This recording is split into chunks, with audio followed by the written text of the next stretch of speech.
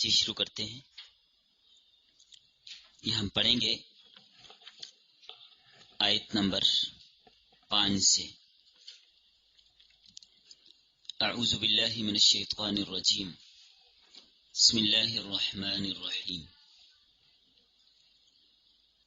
وَإِن تَعْجَبْ، اور اگر آپ تعجب کریں، فَعَجَبٌ قَوْلُهُمْ، بس تعجب ہے ان کی اس بات پر، اَإِذَا كُنَّا تُرَابًا، کیا جب ہم مٹی ہو جائیں گے، أَإِنَّا لَفِي خَلْقٍ جَدِيدٍ، کیا ہم نئی پیدائش میں پیدا کیے جائیں گے. أُولَئِكَ الَّذِينَ كَفَرُوا بِرَبِّهِمْ، یہی لوگ ہیں کفروا بربہم، جنہوں نے کفر کیا اپنے رب کے ساتھ.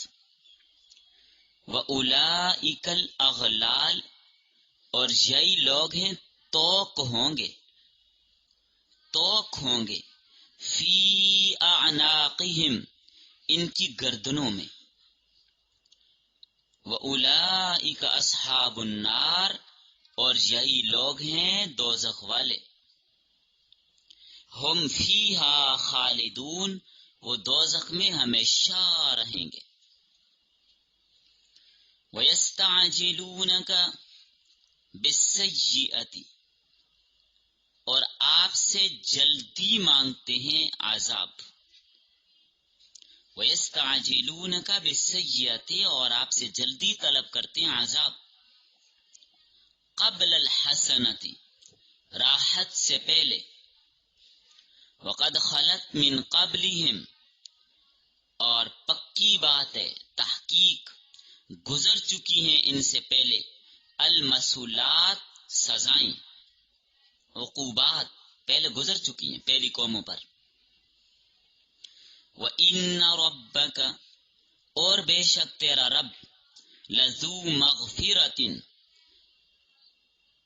بخشش کرنے والا ہے،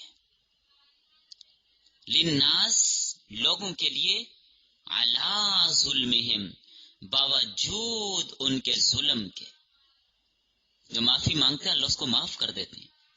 وَإِنَّ رَبَّكَ، اور بے شک تیرا رب، لشدید العقاب، سخت سزا دینے والا ہے.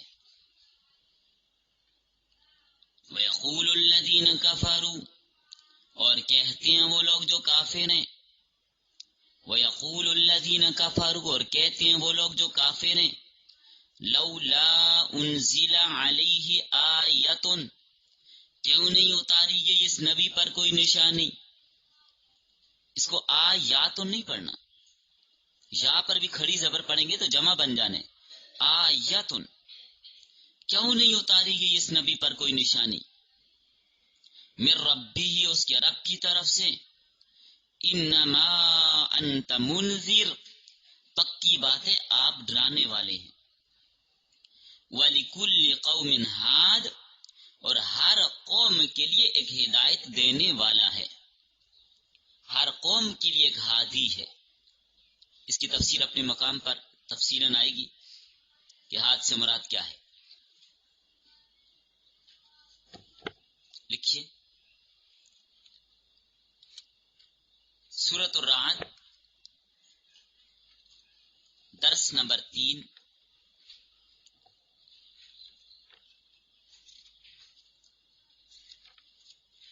آیت نمبر 5 تا 7.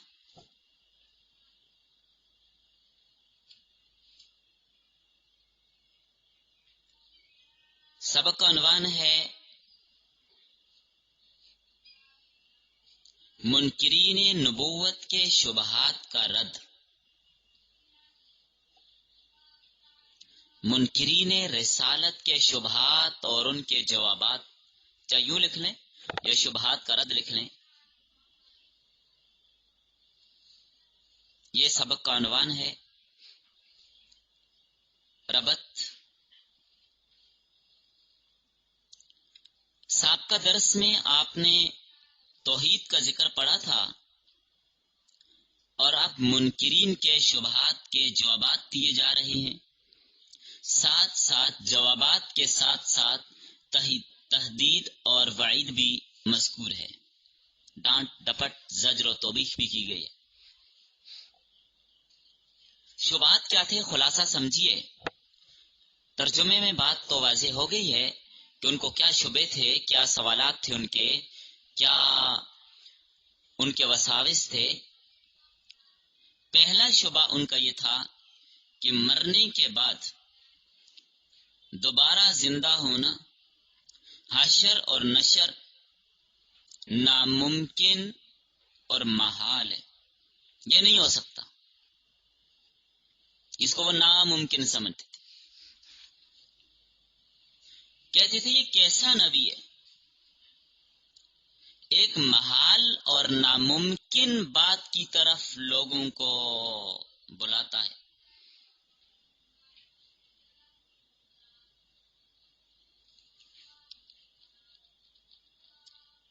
لہذا نتیجہ کیا نکالتے تھے کہ جو کسی محال اور ناممکن بات کا کہے وہ نبی نہیں ہو سکتا، تو آپ نبی نہیں ہیں۔ دوسرا شعبہ یہ تھا، اگر آپ نبی ہیں تو پھر جو لوگ آپ کو نہیں مانتے ان پر عذاب کیوں نہیں آتا؟ عذاب آئے، ختم ہو جائیں وہ۔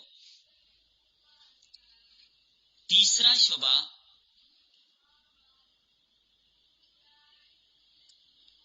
ہم جو مطالبات کرتے ہیں، جو معجزات طلب کرتے ہیں، آپ وہ کیوں نہیں لاتے؟ لائیں۔ کتنی شبہات ہو گئی؟ 3۔ تو ان آیات میں ان کے شبہات کا جواب دے دیا گیا، ترجمے میں آپ نے سمجھ لیا۔ فَإِن تَعْجَبْ فَعَجَبٌ قَوْلُهُمْ سے پہلے شعبے کا رد کیا کہ یہ لوگ دوبارہ زندگی کے منکر ہیں۔ کیا انہیں یہ بات نظر نہیں آتی کہ جو رب اتنے بڑے آسمان کو بغیر ستونوں کے قائم رکھ سکتا ہے، بنا سکتا ہے، زمین، پہاڑ اور اس میں بر و بحر، دریا و نہر جاری کر سکتا ہے، چاند سورج کا ایک منظم نظام بنا سکتا ہے، تو مارنے کے بعد دوبارہ زندہ کرنا اس کے لیے کون سا مشکل کام ہے؟ جس رب نے جب تم کچھ بھی نہیں تھے، تمہارا نام و نشان نہیں تھا، تمہارا وجود نہیں تھا، اس نے تمہیں پیدا کیا، تو تمہیں پیدا کرنے کے بعد موت دے کر دوبارہ زندہ کرنا اس کے لیے کون سا مشکل ہے؟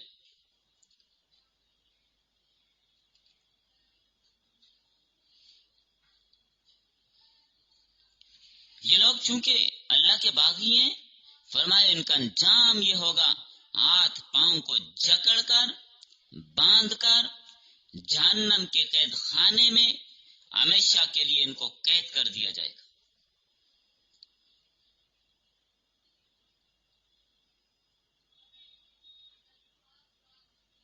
جو دوبارہ زندگی کے منکر ہیں، حقیقت میں وہ اللہ کی قدرت کے منکر ہیں۔ یہ لوگ ہمیشہ کے لیے جہنم میں رہیں گے۔ یہ لوگ جس طرح مشرکین عرب اور دیگر کافر قومیں اپنے اپنے انبیاء کے ساتھ جھگڑا منازعات کرتے رہے انہی چیزوں کے حوالے سے،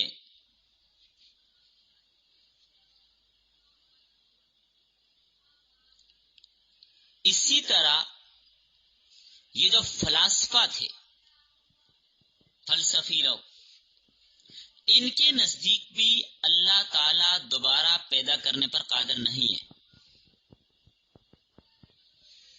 فلاسفہ کے نزدیک یہ بھی ناممکن ہے کہ والدین کے بغیر کسی حیوان کو پیدا کرے، کہتے ہیں ایسا اللہ نہیں کر سکتا کہ بغیر والدین کے کسی حیوان کو پیدا کر سکے۔ اسی لیے تو حضرت عیسیٰ علیہ السلام کی ولادت اور پیدائش پر ان کو تبصرے ہیں، اور ان کے نزدیک ایجادات کے لیے تاثیر طبیعت، تاثیر افلاک، تاثیر کواکب، اس کا ہونا ضروری ہے۔ اسی طرح فلاسفہ اللہ کے علم کے قائل بھی نہیں ہے، وہ کہتے ہیں اللہ تعالیٰ کو کلیات کا علم تو ہے لیکن جزیات کا علم نہیں ہے۔ فلاسفہ کا نظریہ یہ ہے کہ اللہ کو یہ بات بھی معلوم نہیں ہے کہ کون اس کی عبادت کرتا ہے اور کون اس کی نافرمانی کرتا ہے، اللہ کو یہ نہیں پتا، یا فلسفیوں کا باطل عقیدہ ہے۔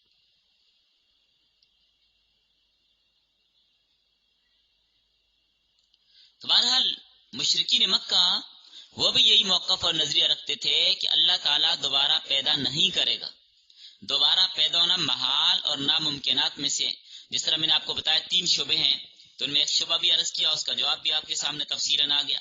تو مختلف انداز سے یہ اعتراضات کرتے تھے کہ جب کسی کو اللہ فوت کر دیں گے، مر جائے، موت واقع ہو جائے تو مر کر وہ مٹی ہو جائے گا، دوبارہ کیسے زندہ ہوگا؟ یہ ناممکن بات ہے۔ کوئی حشر نشر نہیں، کوئی قیامت نہیں، کوئی آخرت کی زندگی نہیں، یہ سب ویسی ان کی باتیں ہم نہیں مانتے۔ تو یہ کہہ کر انبیاء کی بات کو ٹھکرا دیتے تھے۔ اَإِذَا كُنَّا تُرَابًا أَإِنَّا لَفِي خَلْقٍ جَدِيدٍ، کیا جب ہم مر کر مٹی ہو جائیں گے ہمیں نئی پیدائش سے دوبارہ پیدا کیا جائے گا؟ یہ ان کو تعجب تھا۔ جی ہاں، بالکل پیدا کیا جائے گا۔ جو ذات پہلی بار پیدا کرنے پر قادر ہے، کچھ بھی نہیں تھے، پانی کے قطرے سے پیدا کیا تو وہ دوبارہ پیدا کرنے پر بھی قادر ہے۔ اور کبھی کہتے وَمَا نَحْنُ بِمَبْعُوثِينَ، ہمیں تو دوبارہ نہیں اٹھایا جائے گا، مریں گے مٹی ختم۔ لیکن ایسا نہیں ہے کہ جو مر گیا تو مٹی ہو گیا۔ یہ جو قبر میں جا رہے ہیں نا، یہ قبر بھی یا تو جنت کے باغوں میں سے ایک باغ ہے یا جہنم کے گڑھوں میں سے ایک گڑھ ہے۔ یہاں پر بھی سزا اور جزا ہوتی ہے۔ النار یوردون علیہا غدوا وعشیا، فرعون کی آل پر صبح و شام آگ پیش کی جاتی ہے، عذاب اور ہے۔ اگرچہ بظاہر کسی کو نظر فرعون میوزیم میں رکھا ہوا ہے، کوئی کہہ دیا ہمیں تو نہیں نظر آتا، بھائی آپ کو نہیں نظر آ رہا اس لیے کہ ابھی آپ اس جہان میں ہیں، وہ اس جہان میں ہیں، تو اس جہان میں رہتی ہو اس جہان کو سمجھ نہیں سکتے۔ کوئی آدمی قبر کھول کے دیکھے یہ اندر تو عذاب نہیں ہو رہا، تو بھائی ہو رہا ہے لیکن آپ کو نظر نہیں آ رہا۔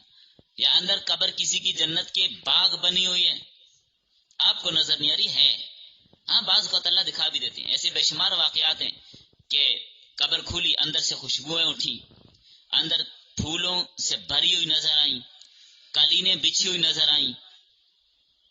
ایسے واقعات اللہ دکھا بھی دیتے ہیں، لیکن عموماً یہ چیز نظر آپ کے پاس بیڈ پہ خواب میں کوئی دیکھ رہا ہے، 5 بیڈ پہ آپ 2 لوگ سوئے ہوئے ہیں ایک بیڈ پہ، وہاں پر ساتھ والے نے یہ خواب دیکھا ساری رات جنگ ہو رہی ہے، فائرنگ ہو رہی ہے، گولیاں چل رہی ہیں، میزائل چل رہے ہیں، بم پھٹ رہے ہیں، شور شرابے۔ صبح اٹھ کے آپ سے بات کرے، آپ کو پاگلوں والی باتیں نہ کرو، مجھے تو کوئی آواز نہیں آئی۔ بھائی خواب کا عالم ہے، اس نے دیکھا، آپ نے نہیں دیکھا، اس لیے ہم اس کو نہیں سمجھ سکتے۔ اس لیے آخرت کا عالم بھی ایسے ہی ہے۔ کبھی کہتے ہیہات لما توعدون، بعید ہے یہ بات جس کا وعدہ کیا جاتا ہے کہ مرنے کے بعد دوبارہ زندہ کیے جائیں گے، ایسا نہیں ہوگا۔ کبھی کہتے اَإِذَا مِتْنَا وَكُنَّا تُرَابًا ذَلِكَ رَجْعٌ بَعِيدٌ، جب ہم مر جائیں گے، مٹی ہو جائیں گے، دوبارہ لوٹ کر آنا یہ تو بڑی دور کی بات ہے، بڑی ناممکن بات ہے، ایسا نہیں ہوگا۔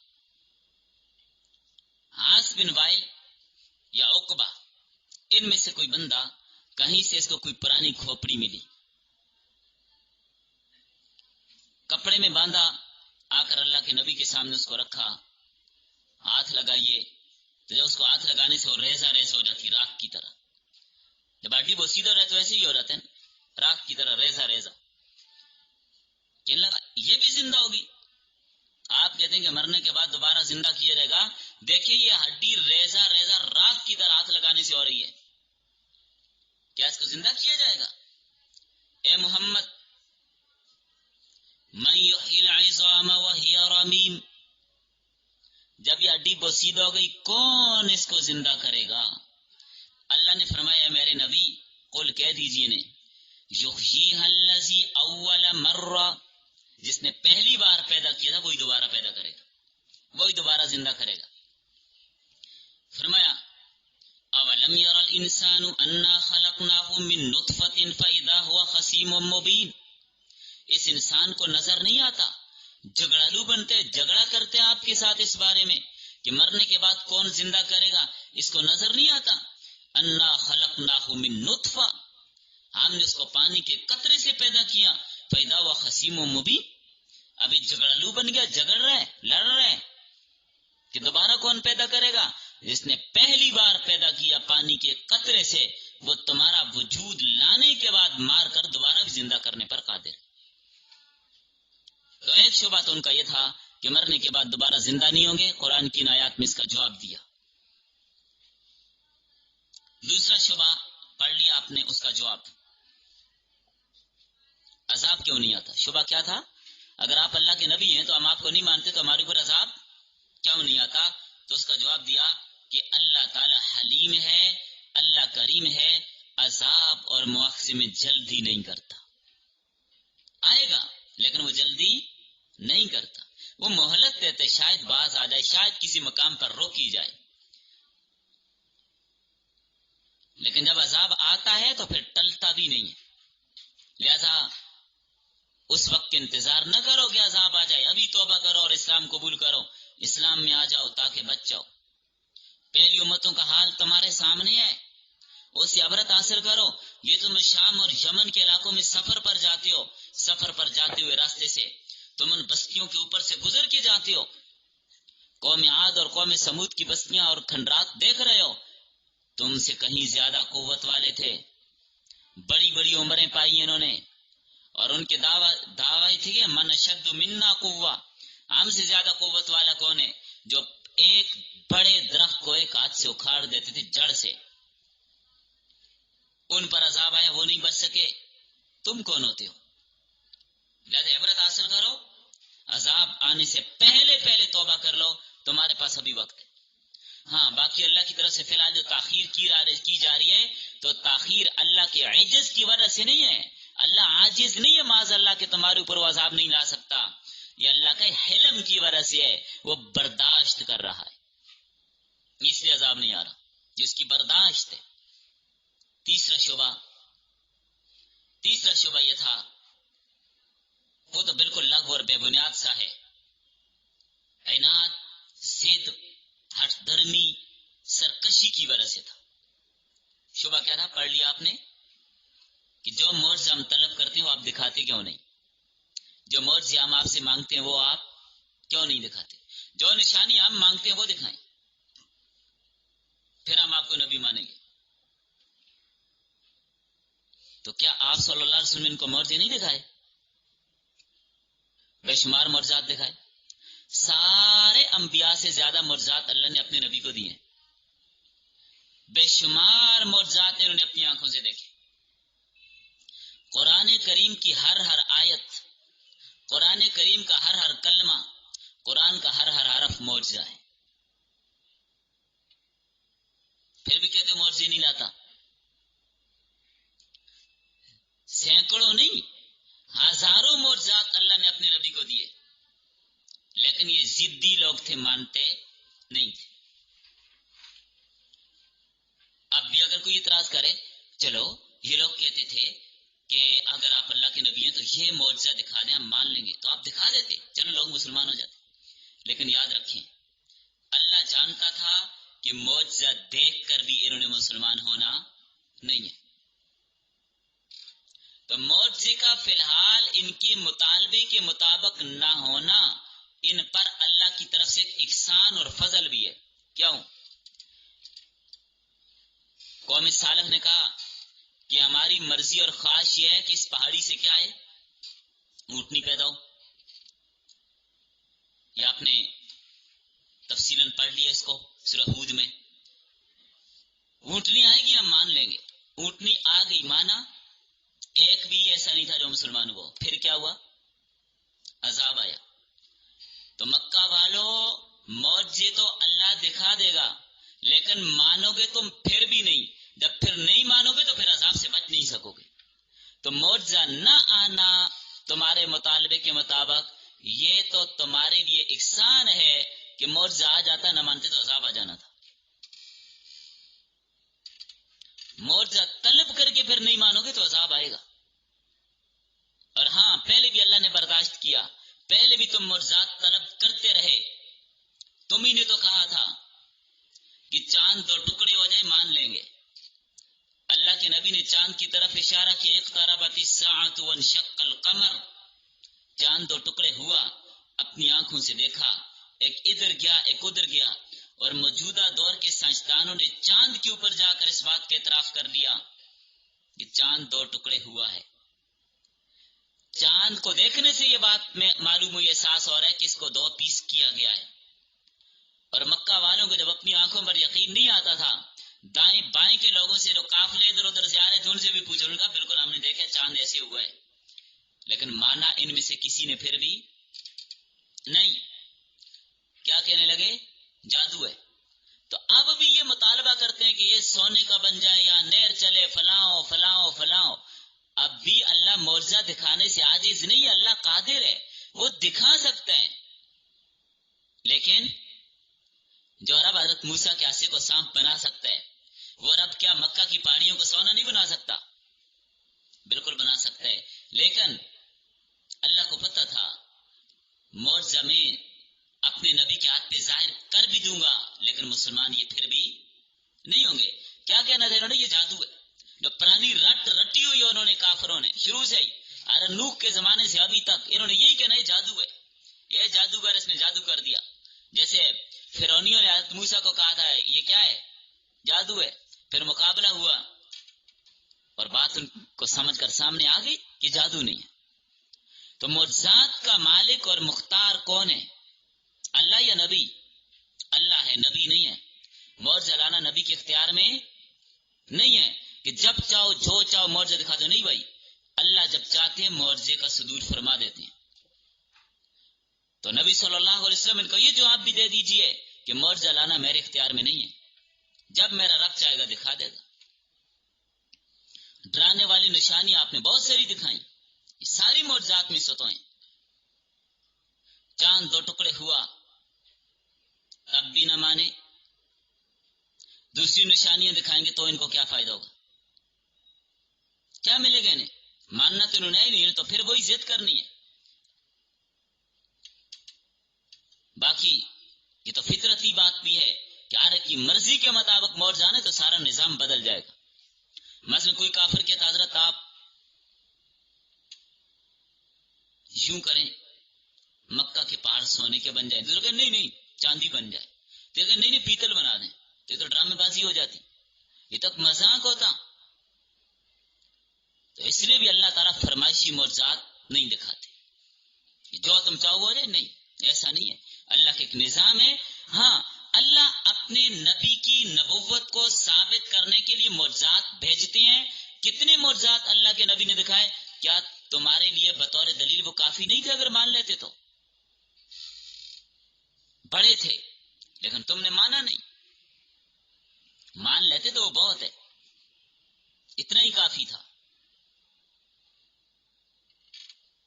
فرمایا ہر قوم کے لیے ایک ہادی ہوتا ہے، آپ بھی ہادی بنا کر بیچے گئے ہیں. ہادی کا کام ہوتے اللہ تک پہنچنے کا راستہ دکھائے، رہنمائی کرے، نافرمانی کے برے نتائج ان کو بتا دے. اللہ تعالیٰ نے آپ کو نبی بنایا، بڑے بڑے معجزات اور نشانات بطور دلیل کے آپ کو دیے. فرمائشی معجزے ضروری نہیں ہے. کفار قرآن کریم کو معجزہ نہیں سمجھتے تھے، حالانکہ قرآن کا ایک ایک حرف معجزہ ہے.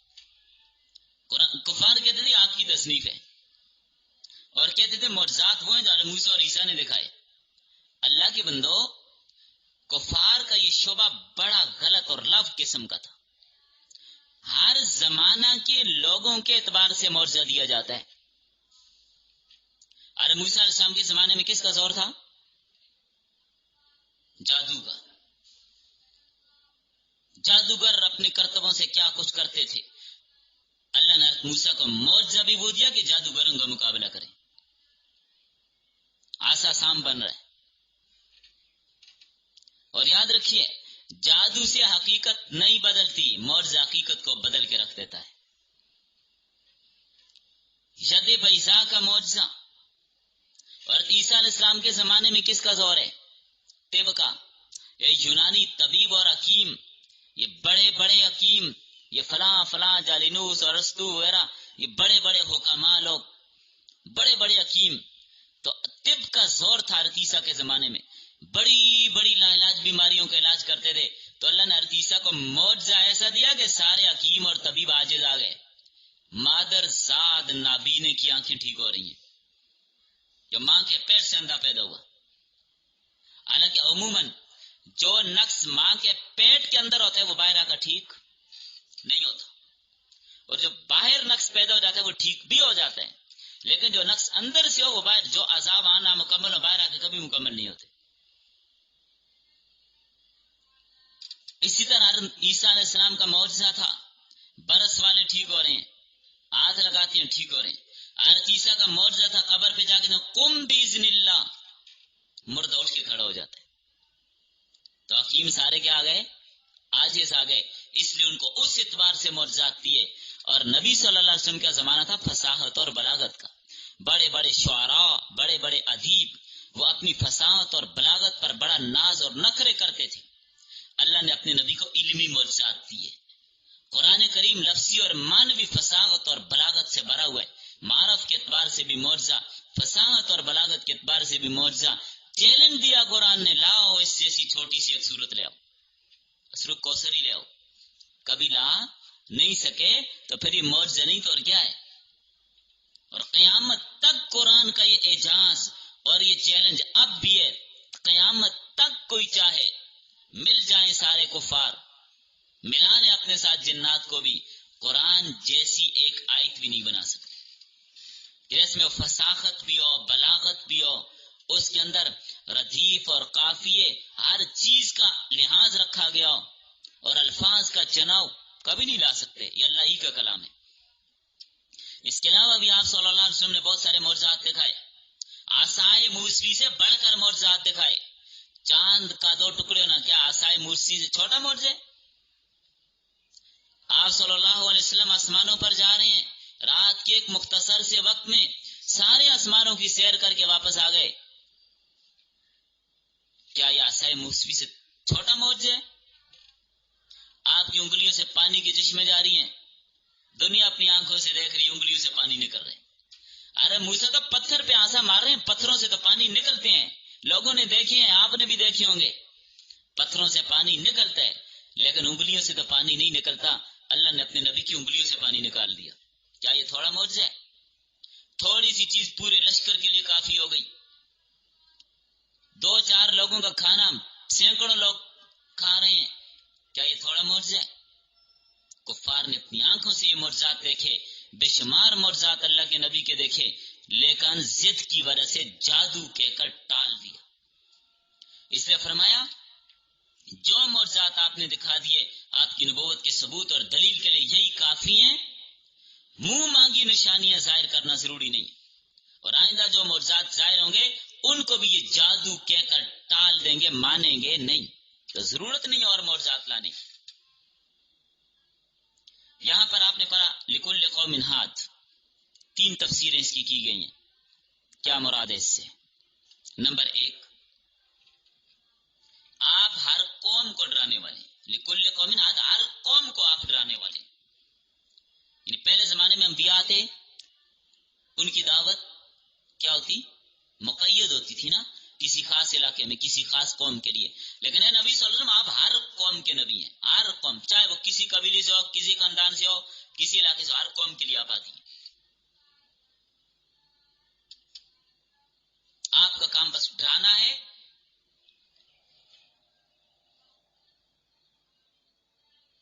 ہدایت دینا آپ کے اختیار میں نہیں ہے.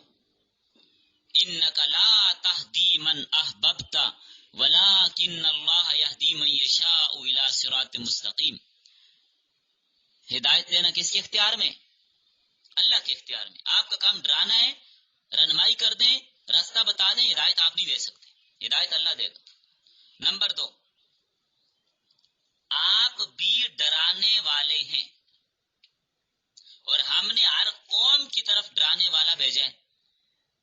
حضرت آدم سے لے کر آپ کی ذات گرامی تک لکل قوم عاد، ہر قوم کے لیے ڈرانے والا آیا ہے. یہ دوسری تفسیر ہے. پہلی میں نے کیا بتایا کہ آپ ہر قوم کو ڈرانے والے ہیں، ہر قوم کے لیے آپ ہادی ہیں، جتنی بھی قومیں قیامت تک آئیں گی. ایک دوسری تفسیر کے مطابق ہر قوم کے لیے ہادی ہوتا ہے، جتنی بھی قومیں آئی ہیں ان کو ڈرانے والے نبی بھی آئے ہیں. تیسری تفسیر، آپ ہادی ہیں، آپ ڈرانے والے ہیں، اور ہر ایک قوم کے لیے قیامت تک اب آپ ہادی آپ ہوں گے، رہنما آپ ہوں گے. قیامت تک آنے والی قومیں آپ کے کلمہ اور آپ کے دین کی کیا ہوں گی؟ پابند ہوں گی. جو بھی آپ کے راستے سے ہٹ جائے گا عذاب کا مستحق ہوگا. باقی ہدایت کس کو ملتی ہے؟ جو ہدایت کا طالب ہوتا ہے. جو ہدایت طلب نہیں کرتا اللہ اس کو ہدایت دیتے بھی نہیں. دیکھیں آپ لوگ پڑھنے کے لیے آئے، آپ نے ارادہ کیا، طلب تھی، کوشش تھی، اللہ نے توفیق بھی دے دی. جس میں طلب ہی نہ ہو اللہ اس کو لاتے ہی نہیں ہے. جب نلکے کے نیچے برتن سیدھا رکھ دیں، قطرہ قطرہ ہی ٹپک رہو، پورا نلکا آدھا نلکا نہ بھی کھولیں، قطرہ قطرہ ہی ٹپکتے ٹپکتے پانی سے وہ برتن کیا ہو جاتا ہے؟ بھر جاتا ہے. اور اگر برتن الٹا رکھ کر نلکا پورے کا پورا بھی کھول دیں تب بھی بھرے گا نہیں. قطرہ قطرہ ٹپک رہا ہے، برتن سیدھا ہے، دیر سے صحیح لیکن بھرے گا ضرور. تھوڑا تھوڑا آپ سیکھیں، تھوڑا تھوڑا پڑھیں، دیر سے صحیح لیکن علم ضرور آ جائے گا. تو منکرین نے اپنے دل ٹیڑے کر دیے، ان پہ سارا دن بھی ٹیوب ویل بھی کھول کے چھوڑ دیں، یہ برنے والے نہیں. باقی ان آیات میں آپ نے خلود فی النار کا پڑھا، کفار ہمیشہ کے لیے کہاں رہیں گے؟ جہنم میں، کبھی نکالا نہیں جائے گا. یہ لوگ ہمیشہ آگ میں رہیں گے، اور وہاں کی آگ دنیا کی آگ سے 69 گنا تیز ہے. اور دنیا کی آگ میں ہم اپنی آنکھوں سے دیکھتے ہیں لوگ کیسے پگھل رہا ہوتا ہے، پتھر کیسے پگھلتے ہیں. اور وہ آگ مارنا تو مقصود ہوگا نہیں. اگر مارنا مقصود ہو تو ایک چنگاری ہی کافی ہوتی ہے، مارنا مقصود نہیں ہے. وہاں پر تو لا یموت فیہا ولا یحیا، نہ مرے گا نہ جیے گا، سزا دینی مقصود ہے. تنگ آ کر کہیں گے یا مالک لیقضی علینا ربک، جہنم کے داروغہ سے کہیں گے اپنے رب سے کہہ دے ہمارا فیصلہ ہی کر دے. لیکن نہیں، خربوں سال وہاں گزر جائیں گے، بہت نہیں آنی، عذاب میں رہیں گے. اور جو جنت میں خربوں سال جنت کی خوشیوں اور نعمتوں میں ہی رہیں گے. اور ایک چیز یہاں پر آپ نے اور پڑھی، مسئولات. اس کا مطلب کیا ہے؟ مسئلہ کی جمع ہے، مطلب عقوبت، سزا. تو تم سے پہلے اس کی مثالیں موجود ہیں سزا کی. کسی پر سیلاب آیا، کسی پر آندھی آئی، کہیں طوفان آ رہا ہے، کہیں زلزلہ آ رہا ہے، کہیں شکلیں مسخ کر کے بندر اور خنزیر بنایا جا رہا ہے، کہیں زمین میں دھنسایا جا رہا ہے، کہیں چیخ آ رہی ہے، کہیں زمین پھٹ رہی ہے، زمین نگل رہی ہے، کہیں تمہارے کلیجے پھٹ رہے ہیں، کہیں ہوا اپنے اوپر اٹھا اٹھا کے اپنے دوست پہ نیچے پٹک رہی ہے، کہیں پتھر برس رہے ہیں، کہیں آگ برس رہی ہے. یہ تم سے پہلے ان قوموں پر عذاب آ گئے. اس لیے اب بھی ہر وقت معافی مانگتے رہو اور اللہ سے بخشش طلب کرتے رہو، اللہ کے عذاب سے ڈرتے رہو. ضرورت اس بات کی کہ توبہ استغفار کرتا رہے ہر وقت. موت کا کسی کو کوئی پتہ نہیں کہ کب آ جائے، ہر ایک کو استغفار توبہ کرتے رہنا چاہیے. امام ترمذی رحمۃ اللہ علیہ نے ایک واقعہ لکھا ہے، یحییٰ بن معین جو امام بخاری کے استاد تھے. یحییٰ بن معین فن حدیث میں بڑے ماہر آدمی تھے، حدیث کی صحت اور ضعف کو پرکھنے والے آدمی تھے. ایک حدیث کے بارے میں ان کو تھوڑا سا شبہ تھا، الفاظ کے بارے میں، تو اپنے استاد محمد بن فضل کے پاس گئے، ان کے گھر پہنچے، سفر کیا، اللہ جانے کتنا سفر کیا ہوگا اس زمانے میں. کرتے کرتے اپنے استاد کے گھر پہنچے، گھر کا دروازہ کھٹکھٹایا، استاد باہر آئے. انہوں نے پوچھا اس وقت سخت دوپہر میں کیسے آنا ہوا؟ کہنے لگے استاد صاحب ایک حدیث کے الفاظ کے بارے میں مجھے شبہ ہو رہا ہے، ایک حدیث کے الفاظ کے بارے میں مجھے کچھ شبہ ہو رہا ہے، اس کی وضاحت فرما دیجیے. تو استاد نے حدیث پڑھنی شروع کی. کہنے لگے اچھا اگر آپ کے پاس جو لکھا ہوا ہے مسودات جو رجسٹر لکھا ہے املا کی ہوئی ہیں وہاں سے پڑھ کر دکھا دیں تو تسلی زیادہ ہوگی. استاد صاحب اندر جانے لگے چلو میں کاپی لے آتا ہوں لکھا ہوا پڑھ کے سنا دیتا ہوں. جیسے ہی اندر جانے لگے پیچھے سے دامن پکڑ لیا. یحییٰ بن معین نے اپنے استاد کا دامن پکڑ لیا. کہنے لگے کیا ہوا کاپی لانے نہیں جانے دینا؟ کہتے نہیں زبانی ہی سنا دیں. اس لیے کہ مجھے نہیں پتا آپ اندر جائیں کاپی لانے کے لیے اور آپ کے واپس آنے تک میں زندہ رہوں یا نہ رہوں. تو یہ حدیث پتہ نہیں میں سن سکوں یا نہ سکوں ابھی سنا دیں. کیا طلب اور کیا تڑپ تھی ان لوگوں میں. اتنا بھی برداشت نہ کیا کہ ایک حدیث مجھ سے رہ نہ جائے کہیں. تو اس لیے ان لوگوں میں ذوق شوق اور جذبہ تھا اسی لیے آج اتنے محفوظ طریقے سے یہ حدیث کا ذخیرہ ہم تک پہنچایا. لوگ ایک ایک حدیث کے لیے 2-2 سال کے سفر بھی کیے. ایک حدیث کے لیے 2 سال کا سفر ایک حدیث سیکھنے کے لیے. تو ان لوگوں کی محنتیں ہیں. آپ لوگ بھی اس حوالے سے ضرور کوشش کریں. 2 ہی تو چیزیں قرآن اور حدیث اس کو لے کر چلیں گے ہماری کامیابی. 2 چیزیں اللہ کے نبی نے اپنے بات چھوڑی ہیں. ان کو لے کر چلیں ان کو سیکھیں سمجھیں اور یاد رکھیں ایک حدیث کا سیکھنا سمجھنا پوری رات نفل پڑھتے رہیں اور ایک رات میں آپ نے ایک حدیث سیکھی 2 منٹ میں اور ادھر پوری رات نفل پڑھے وہ پوری رات کے نفل سے ایک حدیث کا مقابلہ نہیں کر سکتے. اتنا ثواب آپ کو اس پر ملا. اس لیے اس میں آپ ضرور کوشش کریں